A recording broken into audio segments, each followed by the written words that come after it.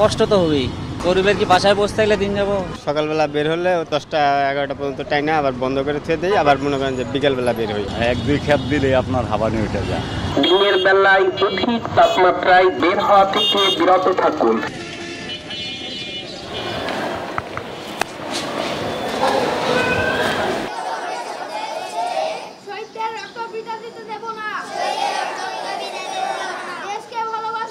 এই বছর এই সময়টা মানে তাপদাহের পরিমাণটা বা তীব্রতাটাও অনেক বেশি, যে কারণে আমরা এই বাচ্চাদের, যেহেতু আমরা ছোট শিশু, তাদের স্বাস্থ্য সুরক্ষার বিষয়টা চিন্তা করেই আমরা এই সিদ্ধান্ত নিয়েছি। শম্পা, গ্রীষ্মের দহন, তীব্র তাপপ্রবাহে পড়ছে গোটা দেশ।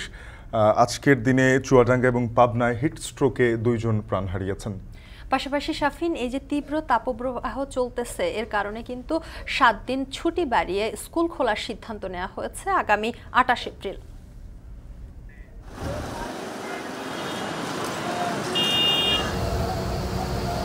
ধারণা করছি যে টেম্পারেচার হয়তো বা 42 ক্রস করতে পারে। 42 যদি ক্রস করে তো আমরা সেটাকে অতি তীব্র তাপপ্রবাহ আমাদের উল্লেখ করতে হবে। ডেইলি দেখা যাচ্ছে আউটডোরে 500 থেকে 600 আসছে, যেখানে অন্য সময় 300-400 থাকতো।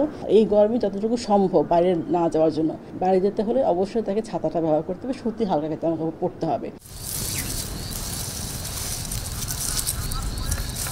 মাটির কষ নাই, কিছু নাই, বাদাম নামিচ্ছে না, বৃষ্টির জন্য ভোটটাও কেন ছোট হয়ে যাচ্ছে। সেচ দিলেই পানি থাকতেছে না।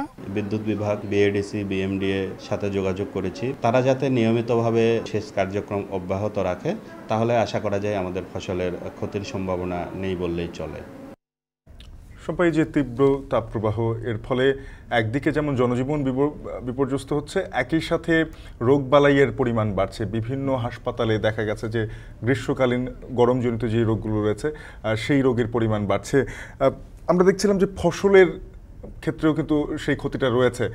বেশিরভাগ মাঠঘাটে ফসল বিবর্ণ হয়ে যাচ্ছে। অতিরিক্ত সেচ দিয়েও সেটা আসলে ফসলের যে সৌন্দর্য বা ফসলের যে স্বাভাবিক অবস্থায় ফিরিয়ে আনা যাচ্ছে না। এবং শাফিন, আজ যশোরে দেশের সর্বোচ্চ তাপমাত্রা রেকর্ড করা হয়েছে, যেটি ছিল 42.6 ডিগ্রি সেলসিয়াস। ঢাকাতেও আজ সর্বোচ্চ, এবং সেটিও কিন্তু 40 ডিগ্রি পার হয়ে গিয়েছে। শাফিন, সান্ধ্যবাজারে এই নিয়ে জানাবো বিস্তারিত। আর পুরো আয়োজনে আপনাদের সঙ্গে আছি আমরা দুজন, আমি শম্পা বিশ্বাস এবং আমি তানজিম শাফিন। আমরা টিকে আছি আমাদের মধ্যপ্রাচ্যের এবং আমাদের নতুন মার্কেটগুলো যেগুলো সৃষ্টি হয়েছে, সেখানে কিন্তু আমাদের গ্রোথটা অনেক ভালো হচ্ছে। এর কারণে আমাদের কোনো অর্ডার কমে যায়, কি সাস্টেইন করার মতন প্রাইস পাচ্ছি না, তবুও আমরা চেষ্টা করছি শ্রমিক কর্মচারী কর্মকর্তাদের বেতনগুলি যেন দিতে পারি, ইউটিলিটি বিলটা যেন দিতে পারি। আমরা আশঙ্কা করছি যেই অর্ডারের ফ্লোটা বেড়েছিল সেটা আমাদের ব্যাঘাত ঘটবে। শাফিন, পোশাক রপ্তানি বেড়েছে এবং মধ্যপ্রাচ্য সহ নতুন বাজারে আগের বছরের চেয়ে পোশাক রপ্তানি বেড়েছে প্রায় $200 কোটি। শম্পা, এই মধ্যপ্রাচ্য অঞ্চলে বাংলাদেশের পোশাক রপ্তানির একটি নতুন বাজার তৈরি হয়েছে এই বিগত বছরগুলোতে। তবে একটি শঙ্কা দেখা দিয়েছে ইসরায়েল ইরান সংঘাতকে কেন্দ্র করে মধ্যপ্রাচ্যে চলমান অস্থিরতা নিয়ে। এ নিয়েও আমরা বিস্তারিত জানাবো, তবে শুরুতেই যেতে চাই তাপপ্রবাহ এবং অতিরিক্ত গরমের খবরে। তীব্র তাপপ্রবাহে হাঁসফাঁস মানুষ, এক ধরনের অচল অবস্থা সারা দেশ জুড়েই।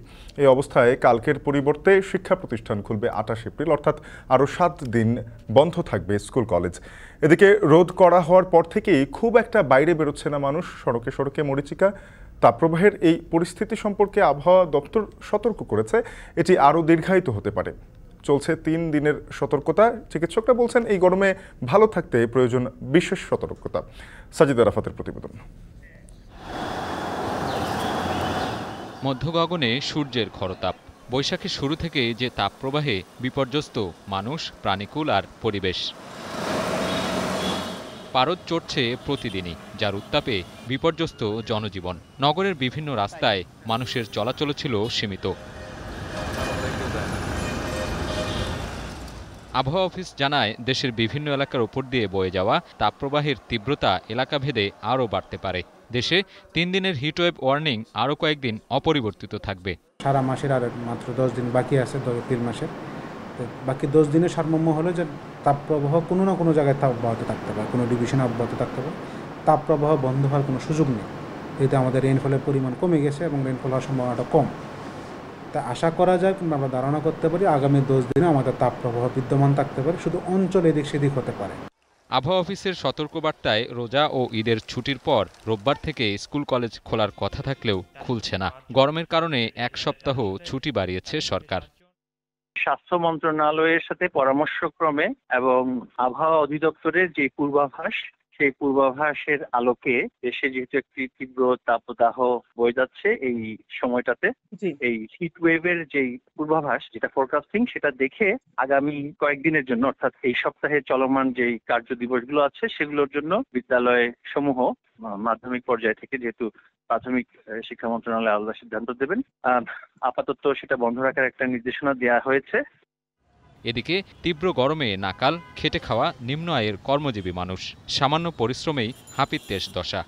রোদে মনে করেন সেওয়ার ভিতরে কোন জায়গায় সেওয়া আছে ওই জায়গায় বহি, যাত্রী লিয়া যায় না। সারাদিন গাড়ি দৌড়ায় 400-500-700 টাকা কামানো অনেক কষ্ট হয়ে যায়। গরিবের তো কষ্টই হয় মামা, কারণ গরিবের কি বাসায় বসে থাকলে দিন যাবো। সকালবেলা বের হলে অতিরিক্ত 10টা-11টা পর্যন্ত টাইনা আবার বন্ধ করে থুয়ে দিই, আবার মনে করেন যে বিকেলবেলা বের হই। চলাফেরা, বাসে জার্নি করতে হয়, সব কিছু মিলে আপনার গরম অসহনীয়। তীব্র গরমে পানিবাহিত রোগসহ নানা অসুখের ঝুঁকি বাড়ছে। দুর্ভোগের সঙ্গে পাল্লা দিয়ে হাসপাতালেও বাড়ছে রোগীর সংখ্যা। স্বাস্থ্য বিশেষজ্ঞরা বলছেন, প্রচণ্ড গরমে শারীরিক সুস্থতার জন্য মানতে হবে বেশ কিছু নিয়ম। ডেইলি দেখা যাচ্ছে আউটডোরে 500 থেকে 600 আসছে, যেখানে অন্য সময় 300-400 থাকতো। ভর্তি সংখ্যা বাড়ছে। শিশুদের আর বয়স্কদের অবশ্যই অধিক খেয়াল রাখতে সচেতন হতে হবে। যারা বাচ্চারা আছে বাসায় থাকছে, খেলাধুলা করছে, ঘেমে যাচ্ছে, এই ঘামটাই কিন্তু বসে যে ঠান্ডাটা লেগে যাচ্ছে এবং বাচ্চারা কিন্তু অনেক ভর্তি হচ্ছে, যারা নিউমোনিয়া নিয়ে আক্রান্ত হচ্ছে এবং বয়স্করা যাদের ক্ষমতা অনেকটাই কম থাকে, ডায়াবেটিস, হাইপারটেনশনের সমস্যা থাকে, কিডনি জটিলতা, তাদের ক্ষেত্রে কিন্তু এই গরমের সময় অনেক বেশি স্বাস্থ্যের সমস্যা দেখা যায়। তো আমাদের আউটডোরে দেখা যাচ্ছে পেশেন্টের সংখ্যা আগের চেয়ে অনেক বেশি বেড়েছে। এপ্রিলের বাকি দিনগুলোতে রাজধানী ও এর বাইরে তাপমাত্রা কমার কোনো সুখবর নেই। এমন পরিস্থিতিতে সতর্কতা অবলম্বনকেই গুরুত্ব দিচ্ছেন বিশেষজ্ঞরা। সাজিদ আরাফাত, এখন, ঢাকা। তীব্র তাপপ্রবাহে পুড়ছে দেশ। গরমের তীব্রতায় চাহিদা বেড়েছে ফ্যান, এসি, আইপিএস, ফ্রিজের মতো ইলেকট্রনিক্স সামগ্রীর। চাহিদার সঙ্গে পাল্লা দিয়ে বেড়েছে দামও। খুলনা থেকে তরিকুল ইসলাম, চট্টগ্রাম থেকে হোসাইন জিয়াদ এবং ময়মনসিংহ থেকে হারুনুর রশিদের প্রতিবেদনে বিস্তারিত। প্রচণ্ড গরমে নিত্যপণ্যে পরিণত হয়েছে বিলাসী পণ্য, এসি, ফ্যান, ফ্রিজ সহ অন্যান্য শীতল যন্ত্র। স্বাভাবিক সময়ের চেয়ে চাহিদা বেড়েছে 50 থেকে 60%। স্বাদের বিপরীতে সাধ্যের বাইরে গিয়েও দরকারে কিনছেন অনেকেই। ইলেকট্রনিক দোকানগুলোতে ক্রেতাদের বাড়তি ভিড়। চাহিদার বিপরীতে সরবরাহ স্বাভাবিক থাকলেও ক্রেতার ঘাড়ে পড়ছে বাড়তি দরের বোঝা। গরমের জন্য চার্জার ফ্যান, কেন কারেন্ট থাকে না, এই জন্য চার্জার ফ্যান কেনার জন্য আসছি। গেছে বছর এই ফ্যান আপনার বিক্রি হয়েছে 550-600 টাকা, আর এখন বিক্রি হচ্ছে 950-1000 টাকা। খুলনায় সবচেয়ে বেশি বিক্রি হচ্ছে rechargeable table fan, ceiling fan, fridge. নগরীতে প্রতিদিন গড়ে বিক্রি হচ্ছে 5000 ফ্যান। ক্রেতা চাহিদা বাড়ায় নন ব্র্যান্ডের বিদেশি ফ্যানের দাম গত বছরের চেয়ে প্রকারভেদে 1000 থেকে 1500 টাকা বেশি দরে বিক্রি হচ্ছে। দেশীয় ব্র্যান্ডের রিচার্জেবল ফ্যান বিক্রি হচ্ছে 5000 থেকে 7000 টাকার মধ্যে।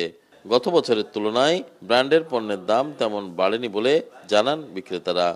শীতলকরণ যে সমস্ত প্রোডাক্ট, যেমন fridge, AC, fan, charger fan বিশেষ করে, এগুলো চাহিদা প্রায় 50 থেকে 60% বৃদ্ধি পাইছে। এখন গরমের জন্য আমাদের একটা সিজনাল যে ডিসকাউন্ট থাকে, ডিসকাউন্টটা হচ্ছে, কাস্টমার ভালো ডিসকাউন্ট পাচ্ছে। তো ফ্যানের দিন মনে হয় দিন দিন শেষ হয়ে গেছে, এখন মনে হয় সবাই এসির দিকে যাচ্ছে। চলতি বছর খুলনায় 1000 কোটি টাকার ইলেকট্রনিক্স পণ্য বিক্রির আশা ব্যবসায়ীদের। এই ছিল আমার কাছে খুলনা থেকে ফ্রিজ এবং ফ্যান বিক্রির সর্বশেষ খবর। চলে যাচ্ছি চট্টগ্রামে, সেখানকার ইলেকট্রনিক্স পণ্য বিশেষ করে এসি বিক্রির সর্বশেষ খবর জানতে হোসেন জিয়াদের কাছে।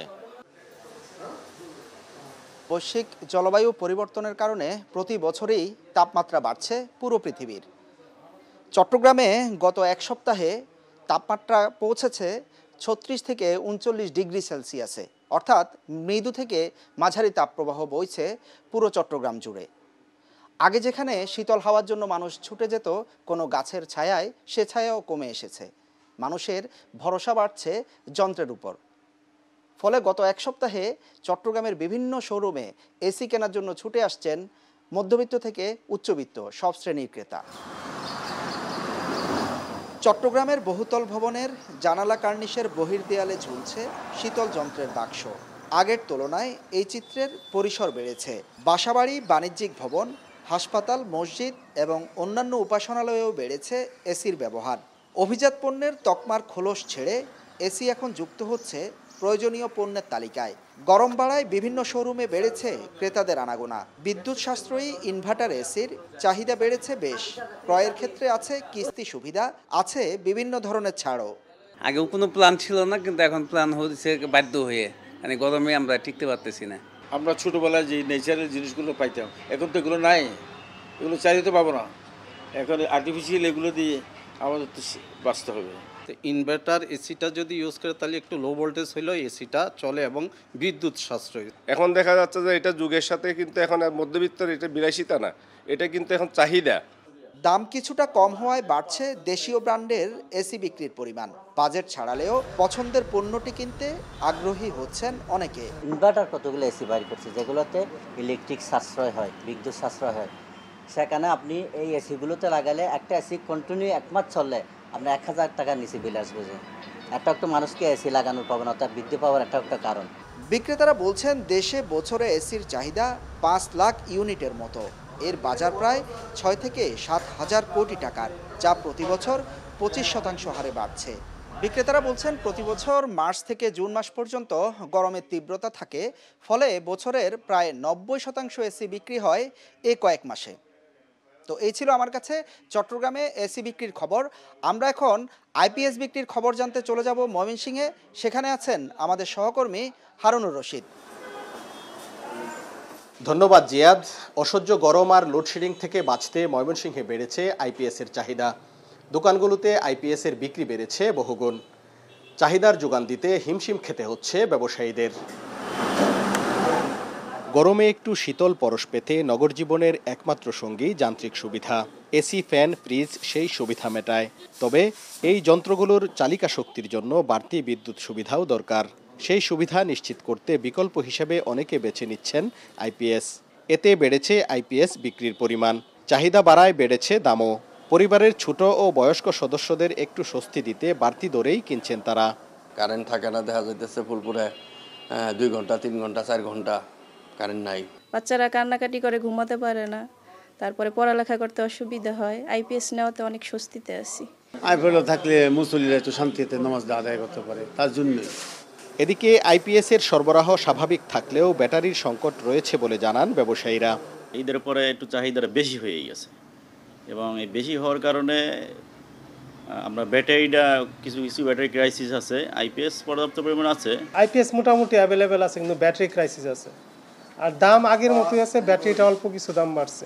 ময়মনসিংহে চলতি মৌসুমে প্রায় 40 কোটি টাকার আইপিএসের ব্যবসা হবে বলে আশা ব্যবসায়ীদের।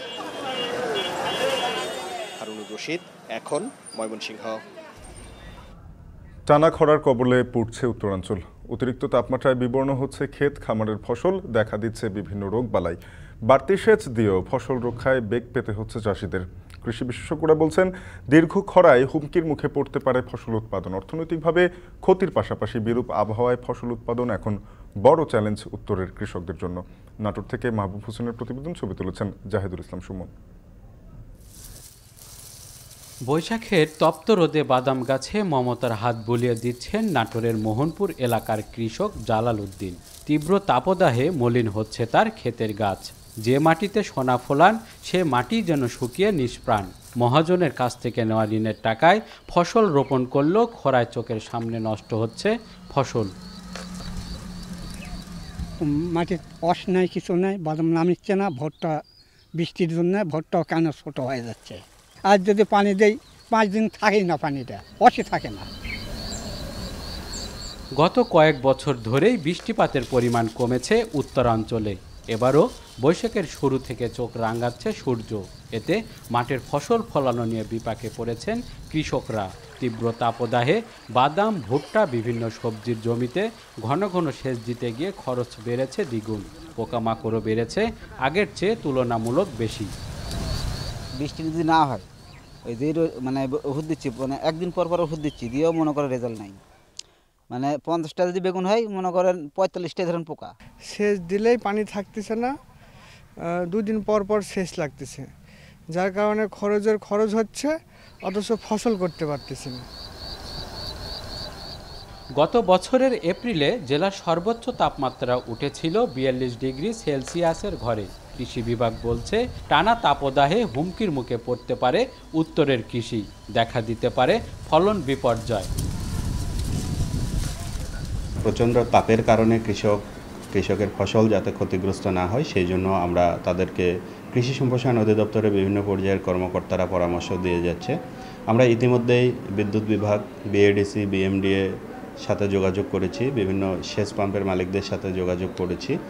তারা যাতে নিয়মিতভাবে জমিতে পানি প্রদান করে এবং সেচ কার্যক্রম অব্যাহত রাখে, তাহলে আশা করা যায় আমাদের ফসলের ক্ষতির সম্ভাবনা নেই বললেই চলে। গত কয়েকদিনের তীব্র তাপদাহে এভাবেই মলিন হয়ে যাচ্ছে কিন্তু বাদামের গাছ। বিভিন্ন ফসলে দেখা দিয়েছে রোগবালাই। কৃষকরা বলছে বছরের অন্য সময়টাতে এমনিতেই তাদের রোগবালাই দমন করতে গিয়ে বিপাকে পড়তে হয়। তার উপর এই বিরূপ আবহাওয়ায় এখন ফসল উৎপাদন করা তাদের জন্য বড় চ্যালেঞ্জ হয়ে দাঁড়িয়েছে। মাহবুব হোসেন, এখন, নাটোর। খেলাধুলার মাধ্যমে দেশকে এগিয়ে নেওয়ার আহ্বান জানিয়েছেন প্রধানমন্ত্রী শেখ হাসিনা, যেন ক্রীড়াঙ্গনের সাফল্যে বিশ্বের বুকে পরিচিতি পায় বাংলাদেশ। বঙ্গবন্ধু ও বঙ্গমাতা গোল্ড কাপ টুর্নামেন্টের পুরস্কার বিতরণী অনুষ্ঠানে প্রধানমন্ত্রী বলেন, খেলাধুলার জন্য প্রতিটি উপজেলায় মিনি স্টেডিয়াম করছে সরকার। শনিবার বিকেলে আর্মি স্টেডিয়ামে বঙ্গবন্ধু এবং বঙ্গমাতা গোল্ড কাপ প্রাথমিক বিদ্যালয় ফুটবল টুর্নামেন্টের ফাইনাল খেলা অনুষ্ঠিত হয়। খেলা শেষে বিজয়ীদের হাতে পুরস্কার তুলে দেন সরকার প্রধান। এ সময় তিনি বলেন, খেলাধুলা শারীরিক এবং মানসিক শক্তি দেয়, নিয়মানুবর্তিতা শেখায়। লেখাপড়ার পাশাপাশি শরীরচর্চা এবং খেলাধুলার মাধ্যমে শিশুরা উপযুক্ত নাগরিক হিসেবে গড়ে উঠবে। তবে দেশীয় খেলাধুলার চর্চাও যেন হয়, সেই সুযোগ তৈরি করে দিতে হবে বলেও নির্দেশ দেন প্রধানমন্ত্রী। খেলাধুলার প্রতি আমাদের ছেলে মেয়েদের আরো বেশি অনুরাগী করতে। খেলাধুলা মানুষের শারীরিক মানসিক শক্তি দেয়, ডিসিপ্লিন শেখায়, আনুগত্য শেখায় এবং সেই সাথে সাথে দেশপ্রেমে উদ্বুদ্ধ হয়। আজকে আমাদের এই খেলাধুলার মধ্য দিয়েই আমরা দেশকে এগিয়ে নিয়ে যেতে পারি, সারা বিশ্বের কাছে পরিচিত করতে পারি। সমস্ত উপজেলায় একটা করে মিনি স্টেডিয়াম করে দিচ্ছি, যাতে সব সময় সব স্কুল, শুধু স্কুলের মাঠ না, প্রত্যেকটা উপজেলায় খেলাধুলার জন্য একটা সুযোগ সৃষ্টি হয়, সেই ব্যবস্থাটা আমরা করেছি। এটা শুধু ফুটবল বলে না, আমাদের দেশীয় খেলাগুলি আছে, অন্যান্য খেলা আছে। যে ধরনের খেলাই হোক, আমাদের খুদে খেলোয়াড়রা যাতে সুযোগ পায়, আমাদের দেশীয় খেলাগুলিকেও সমানভাবে সুযোগ দিতে হবে। ছেলেমেয়েরা লেখাপড়ার পাশাপাশি খেলাধুলা, শরীরচর্চা, সাংস্কৃতিক চর্চার মধ্য দিয়ে নিজেদেরকে উপযুক্ত নাগরিক হিসেবে গড়ে তুলবে, সেটাই আমি চাই। গ্রীষ্মের তপ্ত দিনে নগরের রাস্তায় রাস্তায় এখন জারুল, সোনালু, কৃষ্ণচূড়া আর রক্তকরবীর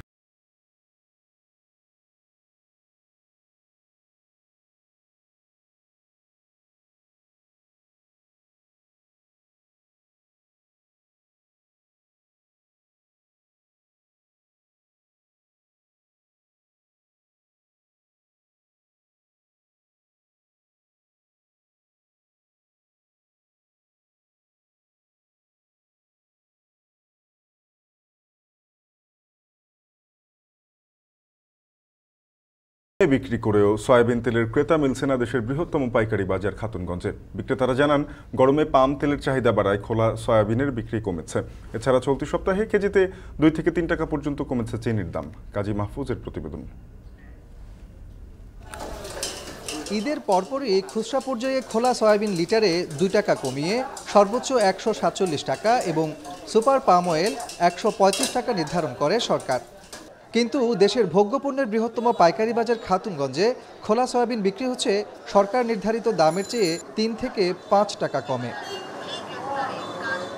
তবে দাম কমলেও ক্রেতা সংকটে ব্যবসায়ীরা। তারা জানান, গরমে পাম তেলের চাহিদা বাড়লেও কমে সয়াবিন তেলের চাহিদা। এমন অবস্থায় পাইকারিতে প্রতি মণ সয়াবিন বিক্রি হচ্ছে 5,900 থেকে 6,000 টাকায়। গরমের মধ্যে সয়াবিনটা একটু কম টানে। কম টানার কারণটা হচ্ছে সয়াবিনের জায়গায় সুপারটা দিয়ে চালায়। ঈদের পরে কেজিতে 2 থেকে 3 টাকা পর্যন্ত কমেছে চিনির দামও। প্রতি কেজি ছোট দানার খোলা চিনি বিক্রি হচ্ছে 132 থেকে 133 টাকায়, আর বড় দানা চিনি বিক্রি হচ্ছে 128 থেকে 130 টাকায়। তো এখন চিনি কিনা পড়তেছে বস্তা 130 টাকা, আমরা খুচরা বাজারে 133 টাকা বিক্রি করতেছি। তবে রোজার পর হোটেল রেস্টুরেন্ট খোলায় চাহিদার সাথে সাথে দাম বেড়েছে পেঁয়াজ, রসুন ও আদার। মানভেদে প্রতি কেজি দেশি পেঁয়াজ পাইকারিতে বিক্রি হচ্ছে 48 থেকে 60 টাকায়, আর ভারতীয় পেঁয়াজের দর 50 থেকে 70 টাকা। এছাড়া চায়না রসুন বিক্রি হচ্ছে 178 থেকে 180 টাকায়। বেচা বিক্রি স্বাভাবিক হইতে প্রায় আরও 10-15 দিন মতো লাগতে পারে। পেঁয়াজ একটা আমি মনে করি যে 55-52 টাকা, দেশি পেঁয়াজটা তেমন একটা বেশি না। এদিকে কোরবানির ঈদের চাহিদা বিবেচনায় এখন থেকে সব ধরনের মশলা আমদানির উদ্যোগ নিয়েছে ব্যবসায়ীরা। কাজী মাহফুজ, এখন, চট্টগ্রাম।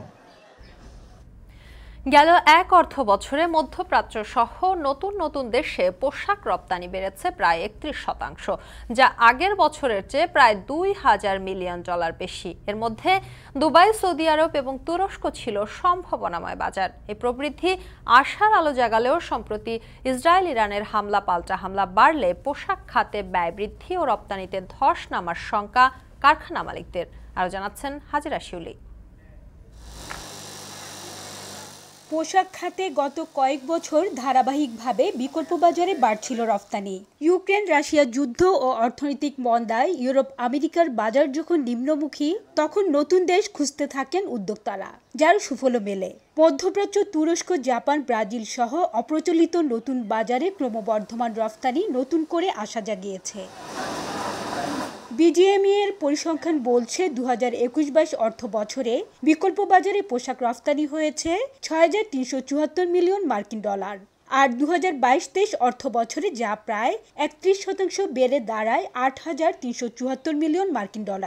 আর এবছর ফেব্রুয়ারি পর্যন্ত অর্থ বছরে প্রথম 8 মাসে রফতানি হয়েছে $6301 মিলিয়ন, যা গত বছরের একই সময়ের তুলনায় 10% বেশি।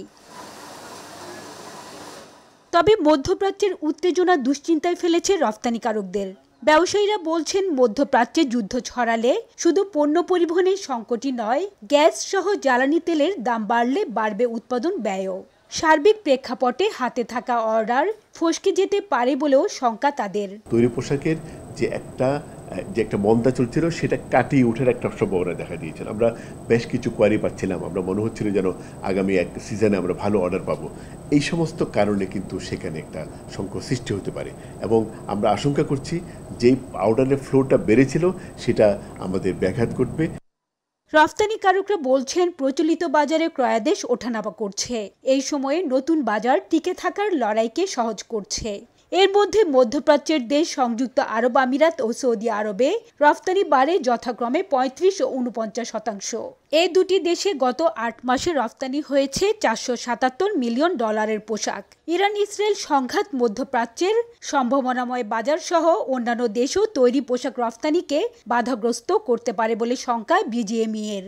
এর কারণে আমাদের কোনো অর্ডার কমে যায় কিনা, একদিকে হচ্ছে প্রাইস যেটা পাচ্ছি এটা সাস্টেইন করার মতন প্রাইস পাচ্ছি না, তবুও আমরা চেষ্টা করছি ওয়ার্কারদের, শ্রমিক কর্মচারী কর্মকর্তাদের বেতনগুলি যেন দিতে পারি, ইউটিলিটি বিলটা যেন দিতে পারি, ব্যাংকের দেনা যেটা আছে সেটা যেন আমরা কোনো রকমে চালিয়ে রাখতে পারি। পোশাক রফতানিকারকরা বলছেন, সরকারি সহায়তায় গত 3 বছর ধরে নতুন নতুন দেশে টানা পোশাক রফতানি বাড়লেও এখনও কাস্টমসের শুল্কায়ন জটিলতায় বিপাকে পড়তে হয় উদ্যোক্তাদের। আমরা টিকে আছি আমাদের মধ্যপ্রাচ্যের এবং আমাদের নতুন মার্কেটগুলো যেগুলো সৃষ্টি হয়েছে, সেখানে কিন্তু আমাদের গ্রোথটা অনেক ভালো হচ্ছে। প্রায় আমাদের 8% প্লাসে আমাদের গ্রোথটা আছে, এবং এটা যদি আমরা আরও বাড়াতে পারি, এটা যেভাবে সক্ষমতাটা আসতেছে, এটা যদি আরও একটু ভালোভাবে লজিস্টিক গভর্নমেন্টের সাপোর্টগুলো যদি আমরা ঠিকমতো পাই, তাহলে আশা করি আমাদের মোটামুটি ইউরোপ আমেরিকার ওই শর্টেজ কাভারেজটা আমরা এখান থেকে আমরা দিতে পারবো। 2022-23 অর্থ বছরে বাংলাদেশ প্রায় $47 বিলিয়ন তৈরি পোশাক রফতানি করেছিল। এর মধ্যে নতুন বাজারে রফতানি হয় $8 বিলিয়ন বেশি পোশাক। হাজেরা শিউলি, এখন, চট্টগ্রাম। ইরান ইসরায়েল চলমান অস্থিরতার প্রভাব পড়ছে বিশ্ব অর্থনীতিতে। ইরানের ভূখণ্ডে হামলার খবরের একদিন পর বিশ্ববাজারে বেড়ে গেছে তেল ও স্বর্ণের দাম। হরমুজ প্রণালীতে চলাচলেও শঙ্কা বেড়েছে বাণিজ্যিক জাহাজের। আরও জানাচ্ছেন তানভীর জনি। গাজায় 6 মাসের বেশি সময় ধরে চলা যুদ্ধ মধ্যপ্রাচ্য জুড়ে ছড়িয়ে পড়েছে। লেবানন, ইয়েমেনের সঙ্গে এবার সরাসরি যুদ্ধের মুখে ইরান। এর আগে হুতিদের হামলায় লোহিত সাগরে বাণিজ্যিক জাহাজের চলাচল সীমিত হয়ে পড়ে। এবার ইরানের সঙ্গে যুদ্ধের আশঙ্কায় বিশ্ববাজারে লাফিয়ে বাড়ছে তেল ও স্বর্ণের দাম। বিশ্বের সবচেয়ে বেশি তেল উৎপাদনকারী দেশের মধ্যে 7ম অবস্থানে ইরান। ওপেকের 3য় বৃহত্তম সদস্য ইরান দিনে প্রায় 3.2 মিলিয়ন ব্যারেল অপরিশোধিত তেল উৎপাদন করে। যুক্তরাষ্ট্রের পরে বিশ্বের 2য় বৃহত্তম তেল সরবরাহকারী মধ্যপ্রাচ্যের এই দেশটি। বিশ্লেষকরা বলছেন, ইরানের সঙ্গে ইসরায়েলের নতুন করে অস্থিরতা শুরু হওয়ায় আন্তর্জাতিক বাজারে নেতিবাচক প্রভাব পড়বে। দুই দেশের মধ্যে যুদ্ধ শুরু হলে ঘাটতি দেখা দিবে তেল সরবরাহে। এতে তেলের দাম ব্যারেল প্রতি $30 থেকে $40 বৃদ্ধির আশঙ্কা করছেন ব্যাংক অব আমেরিকার জ্বালানি বিশেষজ্ঞ। বর্তমানে ব্যারেল প্রতি তেলের দাম $88। সপ্তাহের ব্যবধানে যা বৃদ্ধি পেয়েছে 3.5%।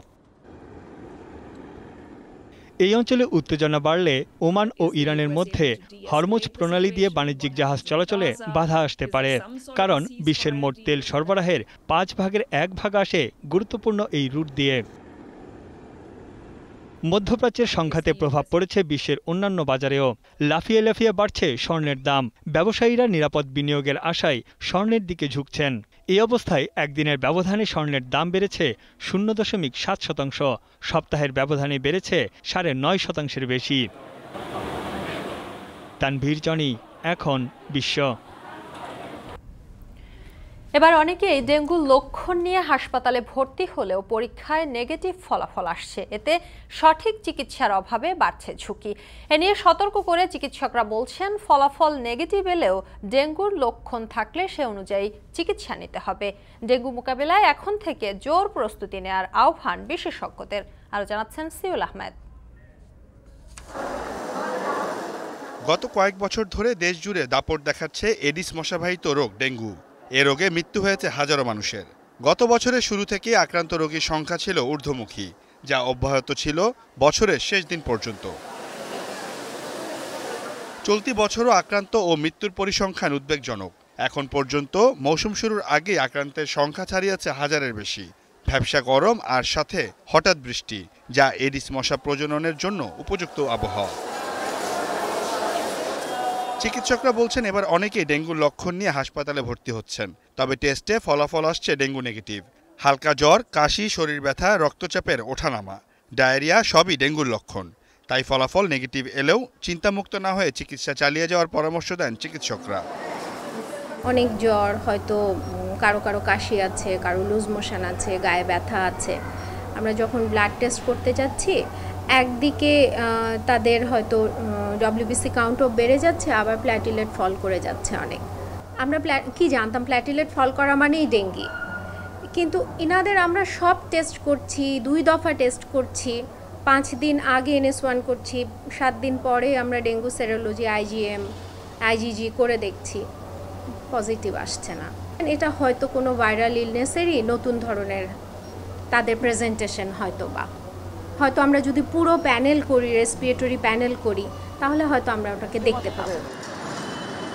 এবছর ডেঙ্গুর ভয়াবহতা আগের যে কোনো সময়কে ছাড়িয়ে যেতে পারে বলে আশঙ্কা করছেন বিশেষজ্ঞরা। তাই এখন থেকেই পরিকল্পিতভাবে সব বিভাগকে এক হয়ে কাজ করার আহ্বান তাদের। সারা পৃথিবীকেই ওয়ার্নিং দিয়েছে, তারা ডেঙ্গু নিয়ন্ত্রণের প্রস্তুতি গ্রহণ করছে।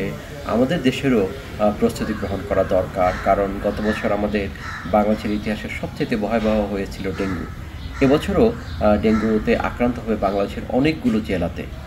তাই ডেঙ্গু নিয়ন্ত্রণে এখনই স্থানীয় সরকারের যে অঙ্গ প্রতিষ্ঠানগুলো আছে, ইউনিয়ন পরিষদ, উপজেলা পরিষদ, জেলা পরিষদ, পৌরসভা এবং সিটি কর্পোরেশনগুলোকে এখনই প্রস্তুতি গ্রহণ করা দরকার। 2023 সালে 3,21,179 জন ডেঙ্গু আক্রান্ত হয়। এতে মৃত্যু হয় 1,705 জনের। সিউল আহমেদ, এখন, ঢাকা। ভোলা থেকে ছেড়ে আসা যাত্রীবাহী MV কর্ণফুলী 3 লঞ্চে আগুনের ঘটনায় আহত হয়েছেন অন্তত 10 যাত্রী। সকাল 10:30টার দিকে হাইমচর উপজেলায় মেঘনা নদীতে এই দুর্ঘটনা ঘটে। অল্পতেই আগুন নিয়ন্ত্রণ করতে পারায় বড় ধরনের দুর্ঘটনার হাত থেকে রক্ষা পায় যাত্রীরা। তালহা জুবাইরের প্রতিবেদন। শনিবার সকাল 8:30টার দিকে ভোলার ইলিশা ঘাট থেকে ছাড়ে যাত্রীবাহী লঞ্চ MV কর্ণফুলী 3। ঢাকার উদ্দেশ্যে যাত্রা করা লঞ্চটি সকাল 10:30টার দিকে চাঁদপুরের হাইমচরে মেঘনা নদী অতিক্রমকালে হঠাৎ করেই ইঞ্জিন রুমে আগুন লাগে। এতে আতঙ্কিত হয়ে পড়ে লঞ্চটিতে থাকা 4 শতাধিক যাত্রী। তাৎক্ষণিকভাবে মেঘনা নদীর মাঝের চরে লঞ্চটি নোঙর করেন এর মাস্টার। লঞ্চের কর্মীরা স্টিংগুইশার ও পানি দিয়ে আগুন নেভাতে চেষ্টা করেন। প্রায় 1 ঘন্টার চেষ্টায় আগুন নিয়ন্ত্রণে আসে। হ্যাংচরের এখানে একটা গ্রিন বয়ার নাম গ্রিন বয়ার নামে একটা আমরা পরিচিত, সেই গ্রিন বয়ার কাছে আসলে আমাদের টার্পো চার্জার থেকে আগুন লাগে। তা আগুন লাগলে আমরা তাৎক্ষণিক ফায়ার এক্সটিংগুইশার ব্যবহার করে আগুন নিভে ফেলি এবং জাহাজ কিনারে বেরিয়ে দিই। আগুন লাগার পরে ইনশাল্লাহ আমরা সবাই আইছি, কোনো যাত্রী ক্ষয়ক্ষতি হতে দেয় নাই। আমরা আমাদের মাস্টারের দ্রুত লঞ্চ কিনারে চাপাইছে, চাপাই আমরা যাত্রীরা সবাই উপরে উঠেছি। আগুন ধরছে আপনার টার্পো চার্জার থেকে, তারপরে আমরা ওই অগ্নি দিয়া আগুন নিভাই নিয়ন্ত্রণে আনছি। আমার আগুনটা লাগছে টার্বো থেকে ওখান থেকে সূত্রপাত, ওখান থেকে নিয়ন্ত্রণ করা হয়েছে মেডিসিনের মাধ্যমে। আগুন বড় ধরনের হইতে পারে না, এই জায়গাতেই সীমাবদ্ধ। যাত্রীর কোনো ক্ষয়ক্ষতি হয় না, কোনো স্টাফের কোনো ক্ষয়ক্ষতি হয় না। খবর পেয়ে ঘটনাস্থলে উপস্থিত হয় BIWTA, নৌ পুলিশ, ফায়ার সার্ভিস ও কোস্টগার্ডের সদস্যরা। আতঙ্কিত যাত্রীদের অনেকে জীবন বাঁচাতে পানিতে ঝাঁপিয়ে পড়েন। হুড়ুহুড়ি করে নামতে গিয়ে আহত হন অন্তত 10 যাত্রী। এদের মধ্যে একজন হার্ট অ্যাটাক করেন। আহতদের হাইমচর উপজেলা স্বাস্থ্য কমপ্লেক্সে ভর্তি করা হয়েছে। আতঙ্কিত অবস্থায় তাদের আহত হয় এবং একটা লোক হার্ট অ্যাটাক করে, তাকে আমি ঢাকা অন্যটা লঞ্চে প্রেরণ করি। কোনো বড় ধরনের কোনো দুর্ঘটনা ঘটনায় যারা হাসপাতালের চিকিৎসাতে তাদের প্রাথমিক চিকিৎসা করে ছেড়ে দেওয়া হয়েছে। এদিকে চরে আটকা পড়া যাত্রীদের একই কোম্পানির কর্ণফুলী 4 ও কর্ণফুলী 11 লঞ্চে করে গন্তব্যে পাঠানো হয়। দুর্ঘটনা কবলিত লঞ্চটি উদ্ধারে যোগ দেয় BIWTA এর জাহাজ দুরন্ত ও গড়াই 3। ইঞ্জিনের ত্রুটি সারিয়ে দুপুর 2:30টার দিকে ঢাকার উদ্দেশ্যে রওনা দেয় কর্ণফুলী 3 লঞ্চটি। লঞ্চের মাস্টার তাৎক্ষণিকভাবে চরে লঞ্চ ভিড়িয়ে দেয় এবং প্যাসেঞ্জারদের মাইকিং করে চরে নামানোর ব্যবস্থা করে। আর ইতিমধ্যে অগ্নি দুর্ঘটনা হয়েছে টার্বো চার্জার থেকে, সেখানে মাস্টার তাৎক্ষণিকভাবে ফায়ার এক্সটিংগুইশার ব্যবহার করে আগুন নিয়ন্ত্রণ করেছে। মূলত ইঞ্জিনের টার্বো চার্জার অতিরিক্ত গরম হয়ে আগুন লাগে। লঞ্চ মাস্টারের বুদ্ধিমত্তা ও কর্মীদের তৎপরতায় বড় ধরনের দুর্ঘটনার হাত থেকে রক্ষা পায় যাত্রীবাহী লঞ্চটি। তালহা জুবাইর, এখন, চাঁদপুর। দেশের বাইরের প্রসঙ্গ। সংযুক্ত আরব আমিরাতে নজিরবিহীন বৃষ্টি আর বন্যার 3 দিনের মাথায় ফের কাজে ফিরছেন প্রবাসীরা। জলাবদ্ধ কিছু এলাকায় পুরো দমে চলছে পানি নিষ্কাশনের কাজ। এর মধ্যে ক্ষতিগ্রস্ত কয়েকটি এলাকা পরিদর্শন করেছে দুবাইয়ের বাংলাদেশ কনসুলেট, নিয়েছে প্রবাসীদের জন্য ত্রাণ বিতরণের উদ্যোগ। এদিকে ঝড়ের জন্য ফ্লাইটের বিলম্ব অব্যাহত থাকায় 48 ঘন্টার জন্য ফ্লাইটের অবতরণ সীমিত করেছে দুবাই বিমানবন্দর কর্তৃপক্ষ। বিস্তারিত কামরুল হাসান জনির প্রতিবেদনে। 75 বছরের রেকর্ড বৃষ্টির পর পেরিয়েছে 3 দিন, এখনো পানিবন্দী দুবাইয়ের বড় বড় অনেক সড়ক মহাসড়ক। ডুবে আছে গাড়ি, কোমর পানিতে হাঁটতে বাধ্য হচ্ছেন পথচারীরা। বিশেষ ধরনের ট্রাক দিয়ে চলছে পানি নিষ্কাশনের চেষ্টা। এই কদিন ঘরবন্দি প্রবাসীরা আবারও কর্মস্থলে ফিরতে শুরু করেছেন। দ্রুত পানি নিষ্কাশনের উদ্যোগে শহরের অনেক এলাকায় পানি নেমে গেছে। ছোট বড় অফিস, হোটেল, রেস্তোরাঁ, বাগান সব ধরনের কর্মক্ষেত্রে ফিরেছে কাজের গতি। বৃষ্টির পরে এখন আমাদের একটা সপ্তাহ কাজের চাপ বেড়ে গেছে এবং কি পরবর্তী আরো 1 সপ্তাহ আছে, আমাদের কোনো রেস্ট নেই, কোনো কিছু নেই। মানুষ আসতেছে, কাস্টমার বাড়তেছে আস্তে আস্তে, এবং আমাদের বেচা কিনা সেল সফর মোটামুটি ভালো দিকে আসতেছে। ওভারঅল পুরো দুবাইতে আলহামদুলিল্লাহ পানি নিষ্কাশন করে ফেলছে, তো আমরা আজকে থেকে স্বাভাবিক অফিস করছি আমরা আলহামদুলিল্লাহ। গেল মঙ্গলবার 24 ঘন্টার কম সময়ে 255 মিলিমিটার বৃষ্টির সাক্ষী হন সংযুক্ত আরব আমিরাতের বাসিন্দারা, যা সারা বছরের স্বাভাবিক বৃষ্টিপাতের দ্বিগুণ। নজিরবিহীন বৃষ্টিতে তলিয়ে যাওয়া শারজা ও আজমান শিল্প এলাকার কিছু জায়গায় এখনো পানিবন্দী অনেকে। ভূমিতে বৈদ্যুতিক সংযোগ থাকায় নিরাপত্তার ঝুঁকির কারণে এসব এলাকায় বিদ্যুৎ সংযোগ বিচ্ছিন্ন রাখা হয়েছে। ইন্টারনেট কানেকশন নাই, খাওয়া দাওয়ার কষ্ট। আজকে 3 দিন যাবত আমরা পানির নিচে, রুমের ভিতরে হাঁটু পরিমাণ পানি, গোসল করতে পারতেছি না, রান্না বান্না তো টোটালি করতে পারতেছি না। শহর থেকে দূরে পানিবন্দী ও ক্ষতিগ্রস্ত প্রবাসী বাংলাদেশিদের দোকানপাট, গ্যারেজ ও লেবার ক্যাম্প পরিদর্শন করেছে দুবাই বাংলাদেশ কনসুলেটের একটি প্রতিনিধি দল। প্রবাসীদের সাধ্যমতো সহযোগিতার আশ্বাস দিয়েছেন কনসাল জেনারেল। নেওয়া হয়েছে প্রবাসীদের জন্য ত্রাণ বিতরণের উদ্যোগ। আমাদের কার্যক্রম শুরু করেছি, আর কোন ধরনের সহায়তা তাদের প্রয়োজন আর সেটি আসলে সরেজমিনে দেখার জন্য আমরা এসেছি, এবং এখানে বিভিন্ন জনের বিভিন্ন ধরনের সমস্যা আছে। হ্যাঁ, তা যাদের খাদ্যের প্রয়োজন তাদেরকে সেরকম আমরা সহায়তা দেব। এদিকে জটের পর সৃষ্ট বিমান জট এখনো না কাটায় দুবাই বিমানবন্দরে অব্যাহত আছে ফ্লাইটের বিলম্ব। সংকট নিরসনে শুক্রবার থেকে 48 ঘন্টার জন্য ফ্লাইটের অবতরণ সীমিত করেছে বিমানবন্দর কর্তৃপক্ষ। অন্যদিকে রেকর্ড বৃষ্টিপাতের পর দেশটিতে চলমান পুনর্বাসন প্রক্রিয়ার মধ্যেই আবহাওয়া বিভাগের দুঃসংবাদে উদ্বিগ্ন বাসিন্দারা। লঘুচাপের প্রভাবে আগামী মঙ্গলবার নাগাদ ফের মাঝারি থেকে ভারী বৃষ্টির কবলে পড়তে পারে পুরো দেশ। কামরুল হাসান জনি, এখন সংযুক্ত আরব আমিরাত। খবর শেষ করব পুষ্পশোভিত ঢাকা নগরীর গল্প দিয়ে। যন্ত্রজীবনে ফুলের সান্নিধ্যে খানিক স্বস্তি পেতে কেনা চায়। গ্রীষ্মের তপ্ত দিনের যাপনে সৌরভ ছড়াচ্ছে রঙিন ফুলেরা।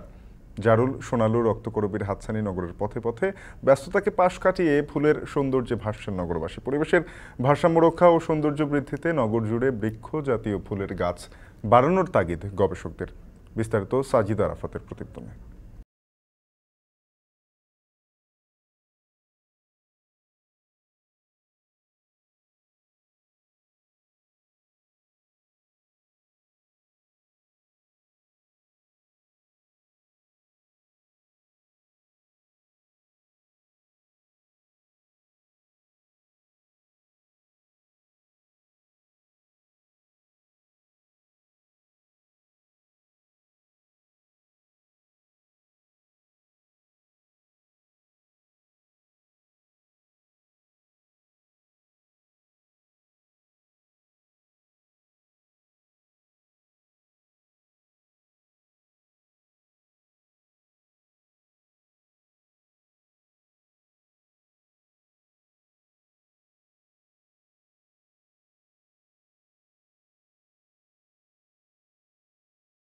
যেন দুলছে সোনালু, রাধাচূড়া, কনকচূড়ার ছায়াপথ কিংবা জারুলের থোকা।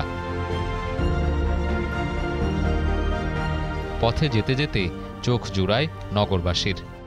ঢাকা শহর তো খোলামেলা জায়গা তেমনটা নাই বলতে গেলেই, তো এই জায়গাটা আসলে আপনি দেখবেন প্রতিনিয়ত এখানে লোকজন আসে ঘোরার জন্য। আর ফুলগুলা তো অসাধারণ, খুবই ভালো লাগে। আর এই যে ফুলগুলা যখন ফুটে না এত ভালো লাগে, আর বিশেষ করে তো বৃষ্টি হলে তো আরো বেশি ভালো লাগে। ফুল গাছ তো অবশ্যই, ফুল তো দেখতে অনেক সুন্দর, ফুল তো অবশ্যই ভালো লাগে। ফুলের যে গ্রান, যে গ্রান, এই গ্রান দিয়ে আমরা অনেক মুক্ত হয়ে যাই। আমি বিশেষভাবে অনেক ফুলকে অনেক ভালোবাসি। ওই যে লাল লাল গাছ ফুল দেখা যাচ্ছে, ভালোই লাগতেছে। যত বেশি ফুটবে তত আর ভালো লাগবে। অনেক জায়গায় দেখছি এরকম থোকায় থোকায় হয়।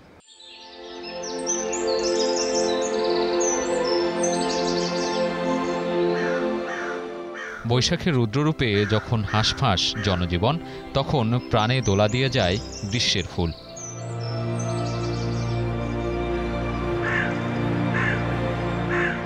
নগরের নানা পথে ফুটে থাকা ফুলের দিকে বারেক ফিরে চাইছে পথিক। শহর হাসছে নানা রঙের ফুলে। কংক্রিটের বুকে ফুটে থাকা একগুচ্ছ ফুল যেন সতেজ প্রাণীরই প্রতিচ্ছবি। কাঠফাটা রোদে কৃষ্ণচূড়া কিংবা জারুলের হাতছানি পথিকের ক্লান্তি দূর করে দিতে পারে এক নিমিষেই। রাস্তার পাশে গাছ, এই পথচারীদের বসার মতো যে জায়গাগুলো, এগুলো বসতে অনেক ভালো লাগে, ক্লান্তি দূর হয়। বিকেলবেলা আসলে এই জায়গাটা অনেক স্বস্তি পাওয়া যায়। আর আবার এখানে দেখা যেতেছে ফুল গাছ আছে। কৃষ্ণচূড়া বা যে কোনো ফুলেই আসলে আপনার জন্য, সবার জন্যই ভালো, আর গাছ থাকলে তো আরো ভালো। হাতিঝিলে যেমন গন্ধরাজ ফুলটা আছে ওই পাশে, মহানগর ওই পাশে আছে। আর এখন এইদিকে তো এটা কামরাঙ্গা, বিভিন্ন ফলেরই ফুল বেশি। কৃষ্ণচূড়া আছে ওই পাশে, বাগান বিলাস দেখলাম আছে, ফুল আছে অনেক, হাতিঝিলে ফুল মোটামুটি আছে।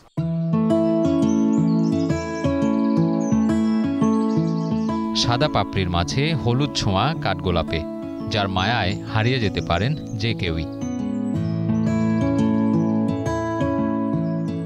শুভ্র কুর্চি, রক্তিম রক্তরাগেরও সৌন্দর্য বিলাতে কার্পণ্য নেই।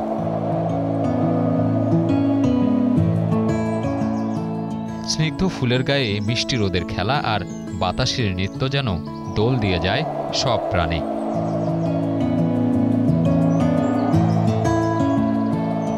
ঢাকা বিশ্ববিদ্যালয়, হাইকোর্ট চত্বর, সংসদ ভবন, চন্দ্রিমা উদ্যান সহ শহর জুড়ে নিজেকে মেলে ধরেছে ফুলেরা।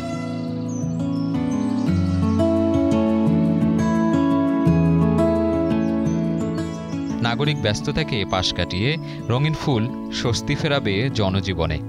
সবচেয়ে ইম্পর্টেন্ট যে জিনিসটা সেটা হলো বাংলাদেশে কিন্তু কৃষ্ণচূড়া পৃথিবী বিখ্যাত। এত সুন্দর ফুল, জাপান যেমন সাকুরা নিয়ে তারা প্রাউড ফিল করে, তখন তেমনইভাবে আমরা কিন্তু কৃষ্ণচূড়া নিয়ে আমরা প্রাউড ফিল করতে পারি।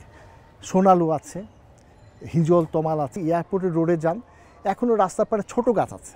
সেই সব জায়গায় যদি প্ল্যান করে আমরা কৃষ্ণচূড়া, জারুল, সোনালু, এইসব বড় বড় গাছগুলো যেগুলো ছায়া দিবে, সেই সব গাছ যদি আমরা প্ল্যান করে লাগাই, তাহলে সুবিধাটা হবে যারা রাস্তা দিয়ে হাঁটবে তারা কিন্তু একটা শীতল পরিবেশ পাবে।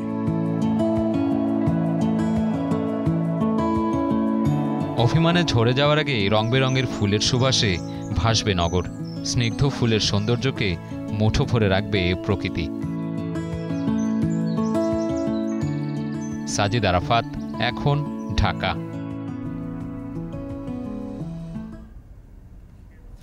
এরই সাথে শেষ করছি শান্ত বাজার। এখন টেলিভিশন ওয়েবসাইটে দেখতে ভিজিট করুন www.ekhon.tv। যুক্ত থাকুন ফেসবুকে facebook.com/tv.ekhon এবং ইউটিউবে দেখুন youtube.com/c/ekhon tv।